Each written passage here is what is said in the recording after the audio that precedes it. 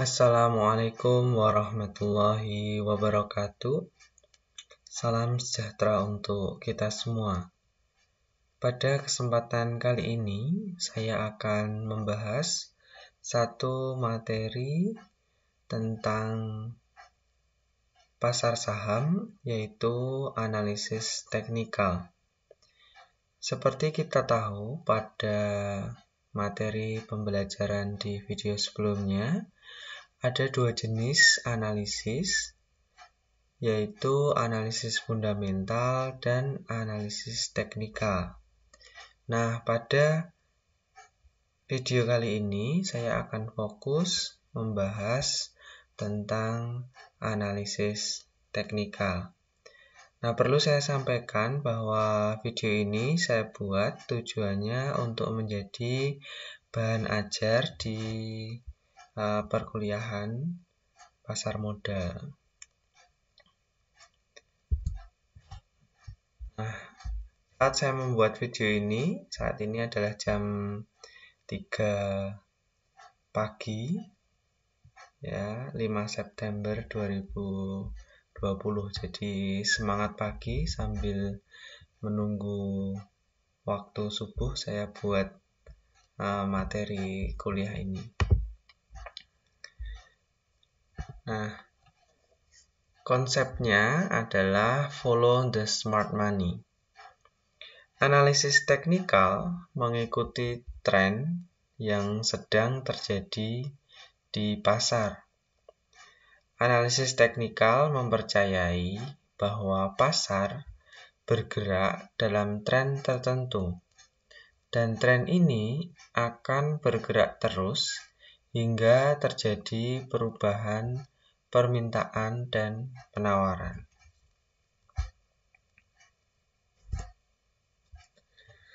Kontrarian. Acap kali, tanpa melihat dasar fundamental suatu perusahaan, pengguna technical analysis melakukan trading pada saham yang dianggap bagus secara teknikal.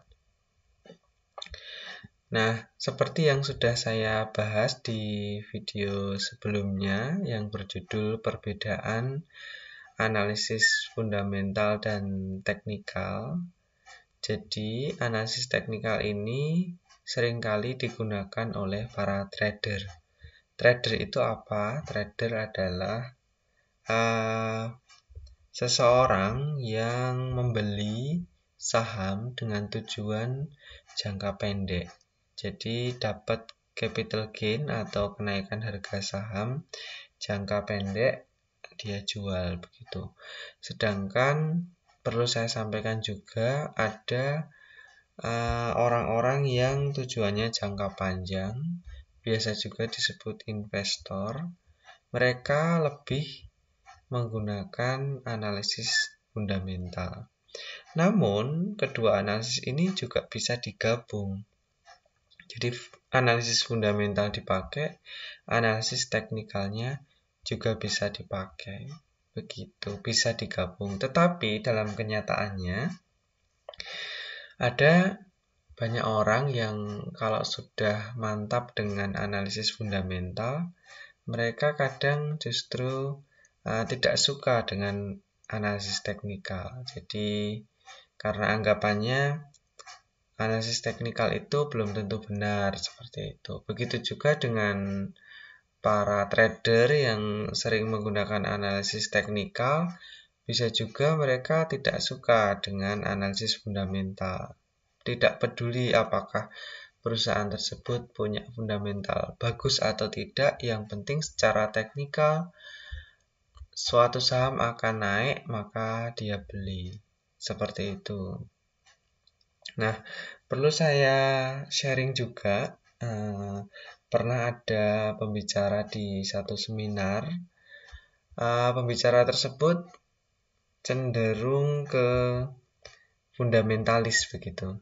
Nah, ketika tahu bahwa pembicara kedua adalah seseorang yang tidak pro dengan analisis fundamental, maka pembicara satu tersebut membatalkan diri. Artinya tidak mau datang kalau pembicara duanya dia begitu. Jadi orang-orang yang sudah pro dengan fundamental begitu, ada yang sama sekali tidak suka dengan orang-orang yang menggunakan analisis teknikal begitu. Ya, itulah pasar saham ya. Ada yang seperti itu, tapi juga ada yang kedua analisis itu dipakai begitu. Baik, kita lanjutkan prinsip dasar price discount everything. Dalam sesi fundamental mungkin kita ketahui bahwa harga akan dipengaruhi berita-berita mengenai laporan keuangan, nilai penjualan ataupun harga komoditi yang dihasilkan perusahaan tersebut.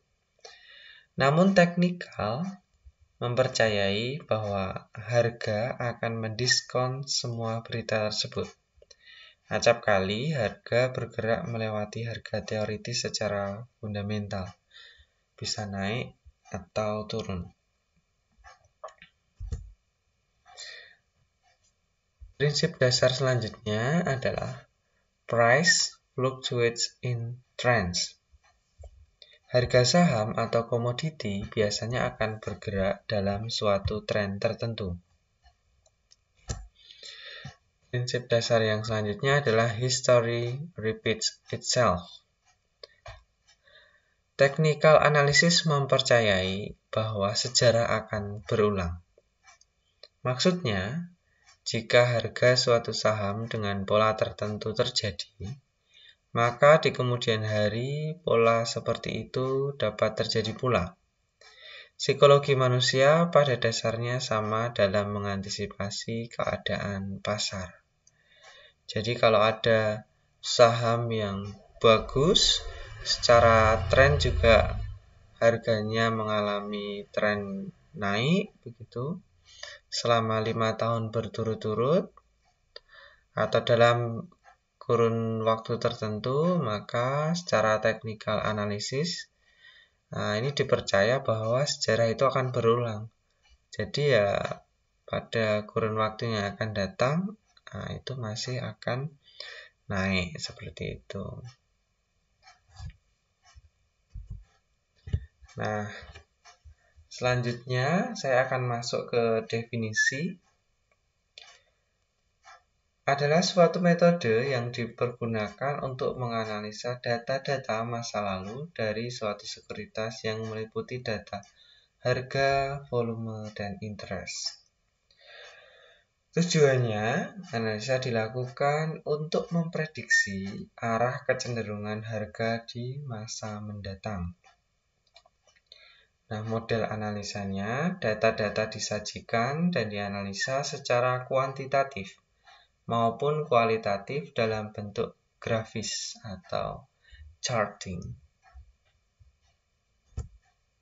Nah, ini adalah lingkup analisis teknikal dibagi ke dalam dua kategori, yaitu klasik atau subjektif, dan yang kedua yaitu analisis modern atau mekanikal yang sudah dibantu dengan program-program komputer. Nah, pada analisis klasik ada dua jenis, yaitu line studies dan chart pattern. Sedangkan pada analisis modern ada trend following indicator, oscillator indicator, dan miscellaneous indicator. Kita akan bahas satu persatu nanti. Nah, saya perlu perkenalkan dulu bahwa grafik saham itu bentuknya, wujudnya bisa beragam. Nah, yang pertama ini adalah grafik garis atau line chart. Ya, ini adalah pergerakannya. Naik turun pada setiap harinya. Oke.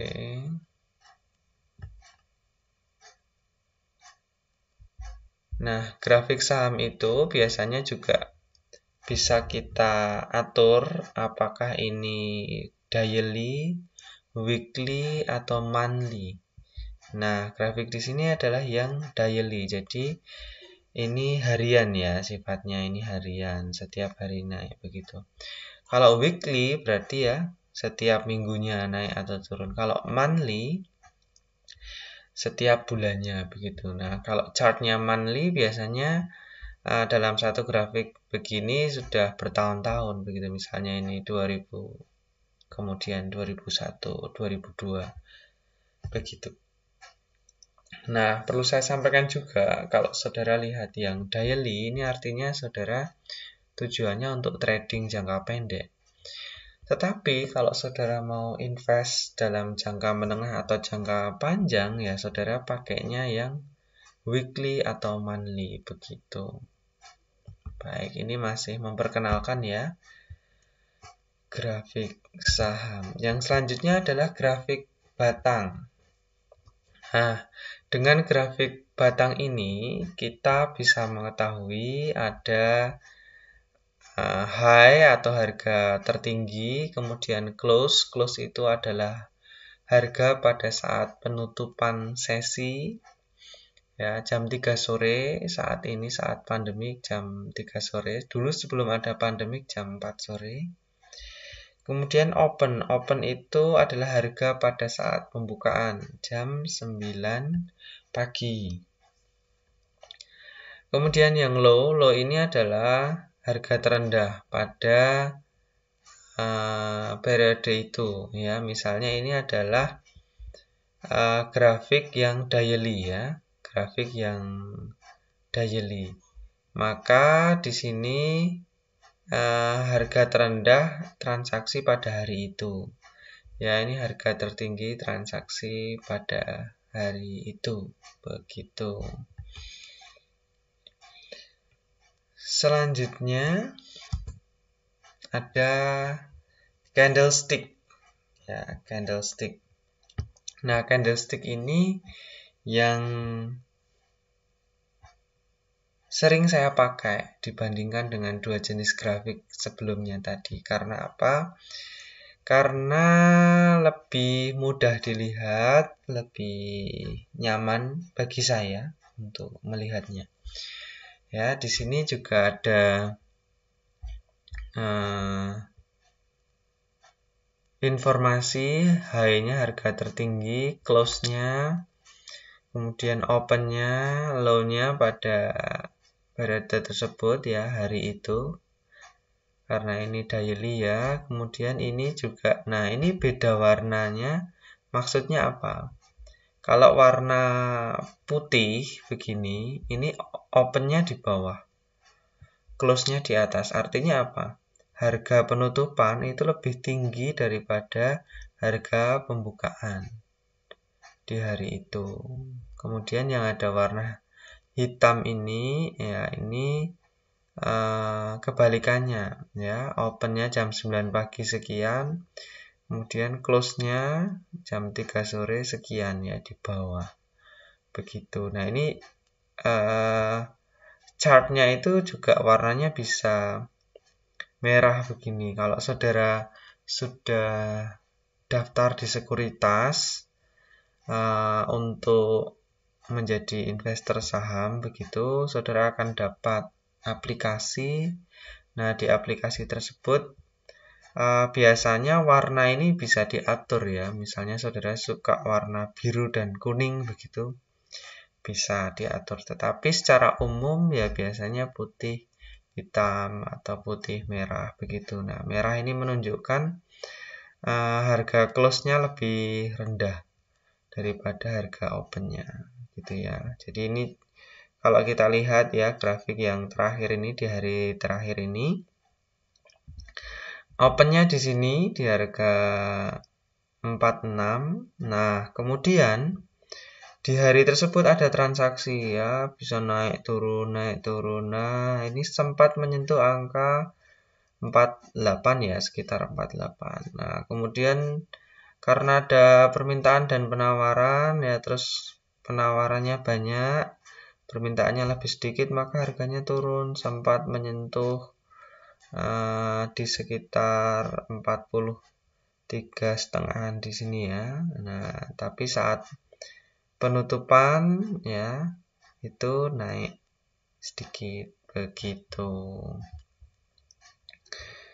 Nah, ini kan dari tadi saya menyampaikan ada high, ada low-nya, ini ada garisnya begitu ya. Tetapi ini ada contoh, mungkin ada yang tanya, Pak, ini kenapa nggak ada garis ke bawahnya begitu ya.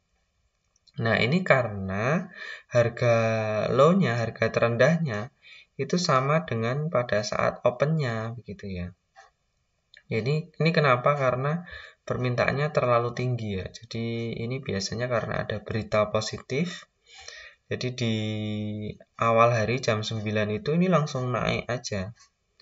Nah, ini ada garisnya ke atas. Nah, ini sempat menyentuh ke atas gini. Tetapi saat jam 3 sore, nah ini turun lagi sekian. Jadi ini open-nya, ini close-nya, terus ini harga tertinggi pada hari itu. Begitu.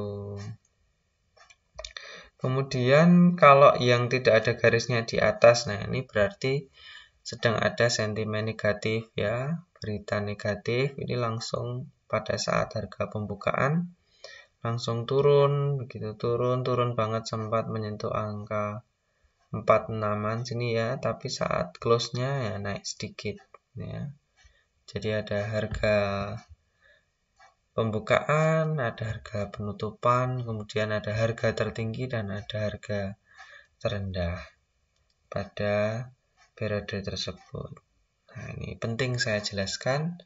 Semoga saudara dapat memahami ini. Kalau belum paham, saudara bisa repeat videonya ini ya. Saya suka mengajar pakai video seperti itu. Jadi saudara bisa memutar kembali video ini di YouTube. Sudah saya sediakan medianya di YouTube.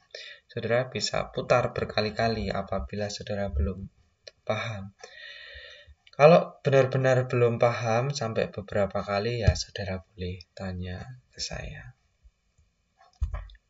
Nah, kemudian ini ada grafik selanjutnya namanya point and figure. Jujur saya jarang menggunakan jenis grafik ini, tapi untuk pembelajaran tetap saya perkenalkan. Artinya saudara tahulah ada jenis grafik seperti ini. Tapi pada umumnya saudara akan pakai candlestick ini. Pada umumnya banyak yang menggunakan candlestick ini begitu.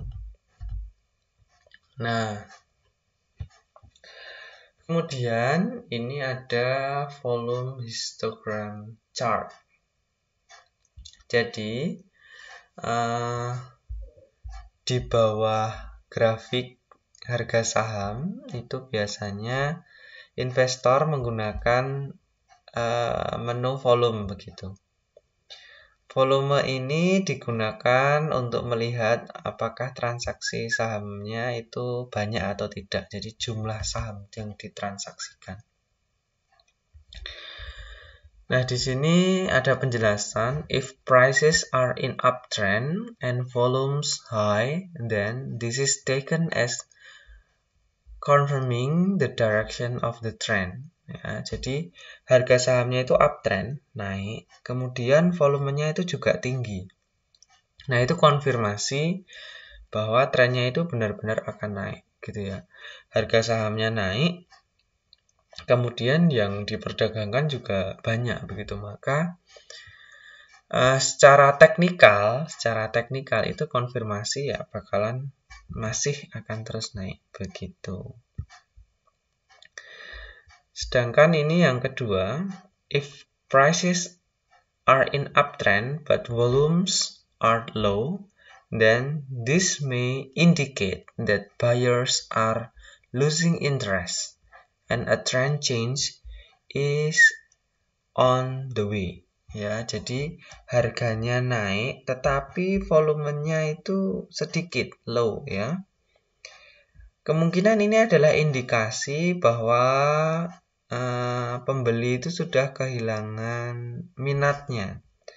Nah, ini indikasinya secara teknikal itu akan berbalik uptrendnya jadi turun begitu. Ya, sekali lagi perlu saya sampaikan bahwa ini adalah analisis teknikal. Nah, di dalam analisis teknikal itu tidak ada yang 100% benar begitu. Makanya para kaum fundamentalis yang jangka panjang itu kadang tidak cocok, tidak suka dengan prediksi-prediksi dari teknikal seperti ini begitu. Bahkan kadang memandang sebelah mata, apa iya begitu kalau volumenya low, harganya uptrend, apakah nanti turun begitu. Ya secara teori turun, tetapi ya belum tentu juga. Apabila nanti ada berita positif ya ini kemungkinan volumenya akan naik, price-nya juga naik lagi begitu. Tetapi secara teori ya seperti yang saya sampaikan ini. Nah, saudara perlu paham juga tentang analisis teknikal. Baik, saya lanjutkan. Nah, ini ringkasannya. Price-nya naik, volumenya naik, market ini strong, masih akan naik.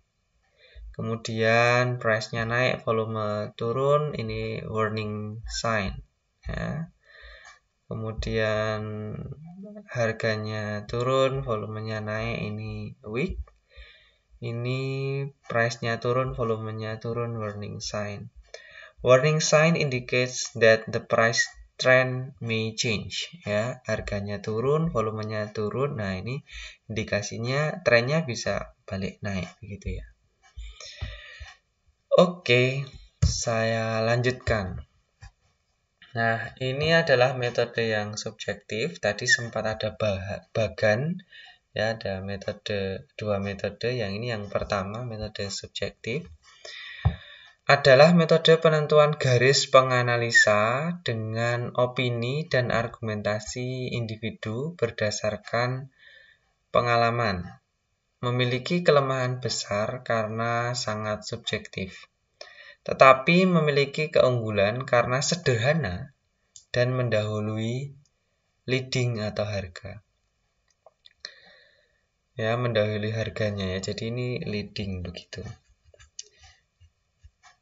Kemudian metode ini didasarkan pada beberapa titik kunci atau key point analisa. Tren, kecenderungan pergerakan harga merupakan titik kunci yang paling mudah ditemui. Dianalisa berdasarkan gerakan harga dalam waktu tertentu, misalnya 3 harian, mingguan, atau tahunan. Berdasarkan arahnya, dikenal 3 jenis tren. Ada tren up, kecenderungannya harga naik. Kemudian ada tren down, kecenderungannya harga turun. Dan juga ada stagnasi, kecenderungan harga bergerak ke samping ya, atau biasa juga disebut sideways. Berdasarkan waktunya, tren dapat dibedakan menjadi 3, yaitu short term, medium term, dan long term. Tren utama atau major trend berlangsung dalam 3 tahap. Ada accumulation stage, bull market model, markup stage, kemudian ada bear market model atau distribution stage. Tren bisa ditunjukkan oleh volume transaksi. Tren akan terus berlanjut sampai ada sinyal tertentu yang menunjukkan adanya pembalikan atau reversal. Nah, selanjutnya adalah lines atau garis-garis penganalisa. Merupakan alat pembantu utama dalam analisa grafik yang digambarkan dengan menghubungkan titik-titik tertentu. Terdapat 4 jenis garis penganalisa. Yang pertama yaitu support line, yaitu tingkat harga di mana demand dipandang cukup kuat untuk menahan harga jatuh lebih dalam. Support line merupakan batas psikologis peserta pasar untuk melakukan pembelian atau buy action. Yang kedua adalah resistance line, tingkat harga di mana supply dipandang cukup kuat untuk menahan harga naik lebih tinggi. Resistance line merupakan batas psikologis peserta pasar untuk melakukan penjualan atau sell action. Sensitive line, yang ketiga, garis horizontal yang melalui titik terendah atau tertinggi yang pernah tercapai sebelumnya. Dikenal dua macam sensitive line, yaitu support level and resistance level. Yang keempat yaitu channel line, garis paralel yang ditarik sejajar dengan trend line. Channel line membantu trader untuk mengetahui trading range. Nah, ini adalah contoh dari support line, ya. Jadi support line ini digunakan untuk seperti membatasi, ya. Jadi para trader menggunakan analisis teknikal ini bisa memprediksi, oh kalau sampai sini ini udah garis support, berarti sepertinya nggak bakal tembus ke bawah, maka akan naik lagi begitu. Jadi ini menyentuh support lagi, beli lagi begitu. Ini menyentuh support lagi, beli lagi, ya. Tetapi garis support ini juga bisa tembus. Nah, kalau sampai tembus, nah ini biasanya para trader akan cut loss. Kenapa? Karena kalau garis support ini bisa tembus, biasanya akan semakin turun, turunnya semakin ke bawah. Begitu. Sedangkan yang satunya adalah resistance line. Ya, kalau garis resistance ini adalah garis yang menghubungkan puncak-puncak grafik ini, ya. Jadi kalau udah sampai sini ya jual begitu. Para trader kan beli jual jangka pendek, ya. Ini jual sampai support, beli sampai resistance, jual begitu. Teorinya seperti itu, saudara. Kemudian yang ini adalah resistance zone, ya. Kalau tadi hanya garis, ini adalah zonanya begitu, ya. Resistance zone, sini support zone. Oke. Nah, ini adalah resistance zone untuk grafik yang di bawah ini, sedangkan untuk grafik yang di atas ini awalnya ini adalah support zone sebenarnya, tapi karena support zone-nya tertembus begitu, maka support zone yang di atas akan menjadi resistance begitu. Selanjutnya adalah channel line, ya. Ini ya mirip seperti support and resistance tadi. Jadi kalau menyentuh yang atas ini biasanya mentok dijual. Menyentuh yang bawah ini mentok dibeli begitu. Tapi kalau garis yang atas ini bisa tembus, nah maka ini indikasi semakin akan naik lagi begitu. Trend lines, alat yang sangat penting dalam analisis teknikal yang digunakan sebagai identifikasi maupun konfirmasi. Adalah suatu garis lurus yang menghubungkan dua atau lebih titik-titik harga untuk kemudian ditarik ke depan, sehingga akan berperan sebagaimana halnya garis support atau resistance. Beberapa prinsip tentang level support dan resistance dapat diaplikasikan dalam konsep garis trend. Gitu. Ya, ini trend line. Ini salah satu perusahaan yang trennya cukup baik, ya, naik begitu. Ini adalah downtrend. Oke. Nah, selanjutnya adalah pattern. Pattern itu apa? Pola, ya, pola harga masa lampau. Jadi ini adalah gambaran sejarah bentuk-bentuk gerakan harga sekuritas di masa lampau. Namun sebelum kita lanjut membahas tentang pattern ini, video ini akan saya potong menjadi tidak satu bagian utuh begitu. Supaya apa? Supaya video ini tidak terlalu panjang gitu. Jadi ini adalah part 1 dari analisis teknikal. Nantikan kelanjutan di part 2 begitu. Terima kasih.